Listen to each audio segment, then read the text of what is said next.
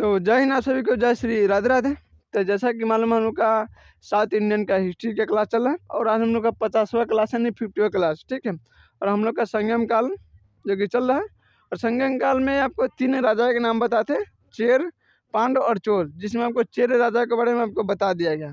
और आज हम लोग पढ़ने वाले पांडव राजा के पांडव वंश के बारे में, ठीक है। तो चलिए हम लोग क्लास को स्टार्ट करते हैं बनी। तो आप देखिए इसका अर्थ होता है, पांडव का अर्थ क्या होता है, इसका अर्थ होता है प्राचीन देश। क्या प्राचीन देश? और ये कौन सी शतात्मक थी? तो मातृ शतात्मक थी, ठीक है। जैसे कि आपका सातवाहन वंश भी कौन है?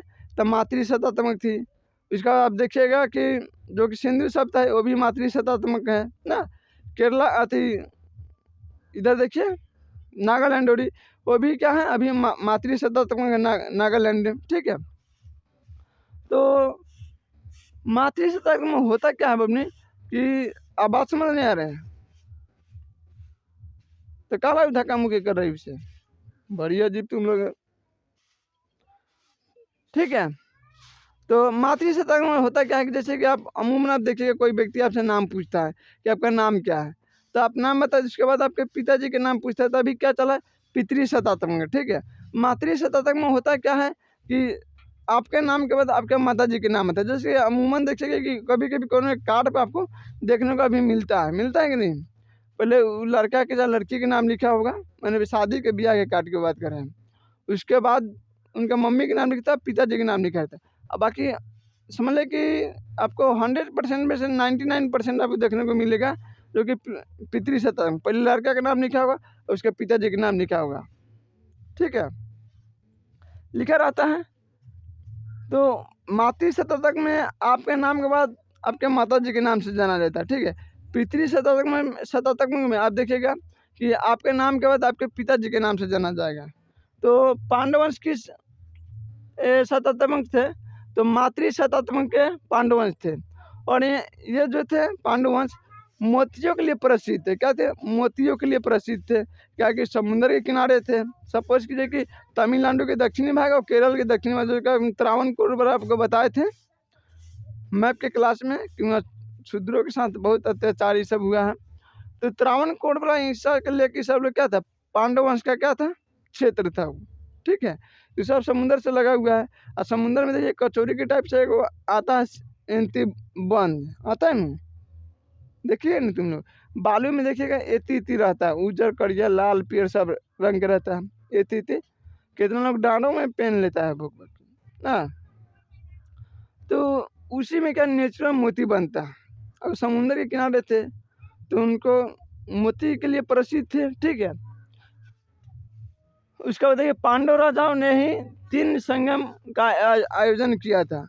संगम का मतलब आपको बताते कि सम्मेलन, जैसे कि आप 3 नदियों का मिलन होता है तो हम लोग क्या कहते हैं, संगम है। जैसे कि अभी प्रयागराज में क्या लगा था, महाकुंभ लगा था, 3 नदी का संगम है कि नहीं। तो संगम मिलन का मतलब हो गया सम्मेलन का मतलब होता है संगम, ठीक है, जो कि चारों दिशा का आदमी का एक में मिल जाता है, एक सभा बढ़ता है। तो वहाँ जो कवि सम्मेलन जो हुआ था, जो उस समय कौन कौन राजवंश थे, चेर थे, चोल थे, पांडु थे, 3 राजवंश थे। तो इन्हीं के शासनकाल में क्या 3 महाकवियों का, जो कि महाकवियों का क्या हुआ, सम्मेलन हुआ था। उसी सम्मेलन के तमिल भाषा में हम संगम कहते हैं। उसका बाद देखिए पांडव वंश की जो प्रथम जानकारी आपको मिलेगा, मेगा अस्तिनी के जो पुस्तक आपको देखने को मिलेगा, इंडिका, जो कि चंद्रगुप्त मौर्य के दरबार के क्या थे, एक लेखक थे, ठीक है, जो कि सेल्यूकस ने अपने पुत्री के साथ उनको भेजे थे। तो उनके ही पुस्तक में आपको, इंडिका पुस्तक में आपको पांडव वंश के, चेर वंश की सबकी जानकारी आपको मिलेगा, ठीक है। पांडव वंश का जो कि क्षेत्र आप देखिएगा तमिलनाडु के दक्षिणी भाग में था, जो कि आपको हम बताए कि तमिलनाडु के दक्षिणी भाग, जिसमें आपको धनुषकोटी, रामेश्वरम, कन्याकुमारी, त्रावणकोर, ये सब हिस्सा जो आता है, उसी में आपको मीनाक्षी मंदिर देखने को मिलेगा। तो इनके जो पांडव वंश के जो कि क्षेत्र था वो तमिलनाडु के दक्षिणी हिस्से में था। और इनकी राजधानी क्या थी, मदुरई थी। पांडव वंश की राजधानी कहाँ था, मदुरई था। और इसका जो राष्ट्रीय चिन्ह था आपको मछली, पांडव वंश का राष्ट्रीय चिन्ह क्या था? मछली था। चेर के बताए थे बाबू कि चेर का राष्ट्रीय चिन्ह क्या है? तो धनुष ना, बताया था आप सभी को।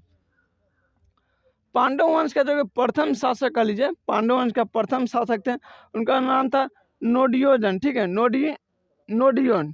ठीक है, नोडियन उनका जो कि प्रथम राजा हुए। ठीक है, यहाँ देखिए नोडियन जो इसने ही समुद्र पूजा शुरू की थी। समुद्र देवता का पूजा जो कि नोडियन ने ही चालू किया था। जो कि सब लोग आज देखिए रामायण काल के बात अलग है कि हाँ राम जी सबसे पहले किए थे। कब अभी बात समझ सही है कि नहीं सर? बाकी हाँ आप कह लीजिए कि उनके बाद जो जब लोग क्या हुए कि जब सब लोग धीरे धीरे पूजा क्या खत्म कर दे, बहुत कम लोग पूजा करते थे, तो उन्होंने दक्षिण भारत में समुद्र का पूजा करने का प्रथा शुरू की थी। ठीक है, कौन? नोडियन ने किया था। इस वंश का सबसे प्रतापी राजा कह लीजिए, इस वंश का सबसे प्रतापी राजा कौन है? तो नेडुजोलियन। ठीक है, नेडुजोलियन थे जो कि पांडव वंश का सबसे प्रतापी शासक हुए। इसने 290 ईसा पूर्व के लिए कह लीजिए कि तीसरी शताब्दी में ना, तीसरी शताब्दी में एक तलैया लागनम। ठीक है, तलैया लागनम जो कि युद्ध हुआ था, तलैया लागनम युद्ध का नाम है, तलैया लागनम युद्ध का नाम है। जो कि इस युद्ध में जो नोडियोजोलियन थे चेन, चोल और अन्य 5 राजाओं को उन्होंने पराजित किया था। ठीक है, जो कि नेडियोजोलियन थे, उन्होंने चेर, चोल और अन्य 5 राजाओं को अपनी क्या थे पराजित किए थे। ठीक है, अभी अमूमन आप लोग समझ लेते कि इस शब्द का नाम डिफरेंट रह गया। ठीक है, जब पढ़िएगा तो आधा ल, आधे तलाबे से, आधा प, आधा म, ये सब रहता है जो तो मैंने तो क्या लटपटा आ जाएगा। ऐसे भी हम थोड़ा क्या बोलते हैं ना यार, मरचाई थोड़ी खाए, सब पुरानी अथा कथा लेके बैठे थे। तो 5 अन्य राजाओं का क्या एक साथ उन्होंने पराजित किया था। इस वंश का अंतिम शासक देखेगा नली वकोडन थे। कौन थे? इस वंश का अंतिम राजा जो देखिएगा पांडव वंश का नली वकोडन थे। ठीक है, जो कि अंतिम राजा हुए। 5वीं सदी आते आते पांडव वंश का क्या हुआ, अपने पतन की ओर बढ़ने लगा। ठीक है, इन्हें पतन होने लगा, अस्तित्व विहीन होने लगा। ठीक है, इन्होंने पांडव वंश के राजाओं को देखिएगा तो इनका विदेश नीति बहुत मस्त था, मजबूत। जैसे कि आप देखिएगा कि एस जयशंकर यानी सुब्रमण्यम जयशंकर जी अभी भारत के क्या विदेश मंत्री है, उनका विदेश मंत्री बहुत तगड़ा है ना। तो उसी तरह देखिएगा कि आज पूरा विश्व प्रभावित है अपना विदेश नीति से। उसी तरह देखिएगा पांडव वंश के जो राजदूत थे बहुत बढ़िया विदेश नीति थे क्या, और रोम के राजाओं के साथ इनका बहुत मस्त घनिष्ठ मित्रता था। जैसे कि आज हम लोग का रसिया के साथ चलता है, रसिया हो गया, इजराइल हो गया ना, अभी धीरे धीरे बन रहा है अभी अफगानिस्तान। अब पता नहीं कि आगे जाके रुकेगा कि क्यों ढूलेगा, पता है। लेकिन इतना तो कंफर्म है कि अभी भारत और रसिया ये तो सब लोग जानते हैं कि बहुत विशाल दोस्ती है। उसके बाद अब आ गया इजराइल ना, इजराइल भी है भाई, बहुत बढ़िया दोस्त है हमारा और हम भारतवासियों का। अभी अफगानिस्तान में जाइएगा तो कदो, अभी तो अमूमन हम लोग अभी गए नहीं है, बाकी अभी हम कभी के ब्लॉगर देखते हैं तो वहाँ के लोग सब बहुत मस्त क्या है इंडियन के साथ व्यवहार करते हैं, बहुत मस्त। कोई कहता है कि आप खा लीजिए, ब्लॉगर जो दिखाते हैं वही हम लोग देखते हैं ना। कोई बोलता है कि आप खा लीजिए, कोई कहता है जूस पी लीजिए, बैठिए आपको जाना नहीं है, आप हमारे यहाँ से रुकिएगा, ये सब। तो उसी तरह देखिएगा कि जो कि पांडव वंश के जो राजा थे उनका जो विदेश नीति रोम तक था, और रोम से उनको बहुत मस्त घनिष्ठता था। रोम कहाँ पड़ता है? तो मेडिटेरियन सी में पड़ता है, यूरोप जो कि महाकंड जो यूरोप महाद्वीप है उसका सबसे दक्षिणी भाग में पड़ता है, जिधर आपको ग्रीक व्रीक ये सब देखने को मिलेगा।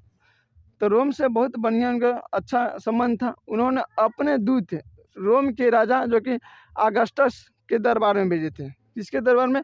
तो अगस्टस जो थे उनके दरबार में पांडव वंश ने अपने राजदूत को भेजे थे।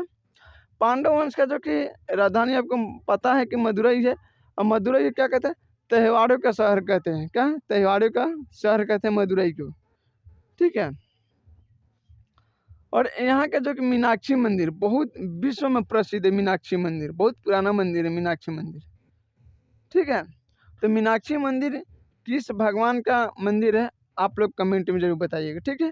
तो आज आपको हम पांडव वंश के बारे में पढ़ा दिए। इससे पिछले वाले क्लास में आपको हम चेर वंश के बारे में पढ़ा दिए थे। अब हम लोग अगला क्लास में चोल वंश के बारे में पढ़ेंगे। ठीक है।